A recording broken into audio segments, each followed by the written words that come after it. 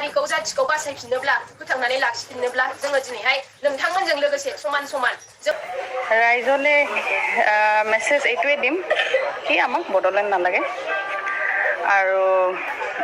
সেইখিনিয়ে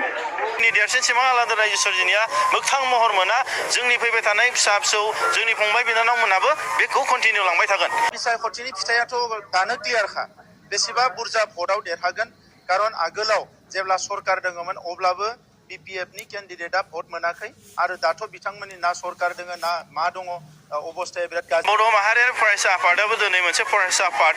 बिनि गेजेराव गोबां रोखोमनि मानसिफोर थायो गोबां रोखोमनि साननाय हनाय थायो बे बन्स हिसाबै जोंहा मोनसे प्रिन्सिपल्स दङ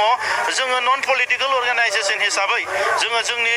बर' हारिनि देरसिन सिमां आलादा रायजो सोरजिनायखौ जों जाफुंसार होनो थाखाय जों आवगायलांनायनि मोनसे टारगेट दं नाथाय जोंनि बन्सनि गेजेरावनो साफा सानैहा सोरबा व्यक्ति हिसाबै पार्सनेल माखासे माने सिमांबो सुजुयो सोरबा बादि गावनि पार्सनेल बेनिफिटनि थाखाय मोनसे पलिटिकेल पार्टियाव थांनानै गावखौनो दाहैनाय गावखौनो माने फसंनानै लिडार हिसाबै थाहैनाय आरो सोरबा बादिया माने थाखा फैसानि दुर्बलतायाव गावखौनो गावनि बेसेन गोसा जे प्रेस्टिज बेखौ फाननानै थांनाय गोबां रोखोमनि बे जायो जोंनि बेसेन गोसा समखौ जोंनि बे लाइमोन बैसोआवनो जों बेसेबां हायो जाथिनि थाखाय कन्ट्रिबिउसन होनो थाखाय जों बिखाफोर दाननानै जों ओंखारबोदों आरो बेजों लोगोसे बे इयुनावहाय जों थांखांनायनि उनाव जेब्लानासिम बर' हारिनि देरसिन सिमां आलादा रायजो सोरजिनाया मोगथां महर मोना जोंनि फैबाय थानाय फिसा फिसौ जोंनि फंबाय बिनानावमोनाबो बेखौ कन्टिनिउ लांबाय थागोन आरो फैबाय थानाय समाव नैबे इलेक्सन कड अफ कन्डाक्ट जोबनायनि उनावहाय बे बन्सआ मोनफ्रोमबो बिथिङाव बे टटेल रिभलिउसन नङा होमबा दिनै जोंनि सोमावसारनायनि अनगायैबो दिनै कालचारखौ होबथानाय कालचारखौ लाखिनाय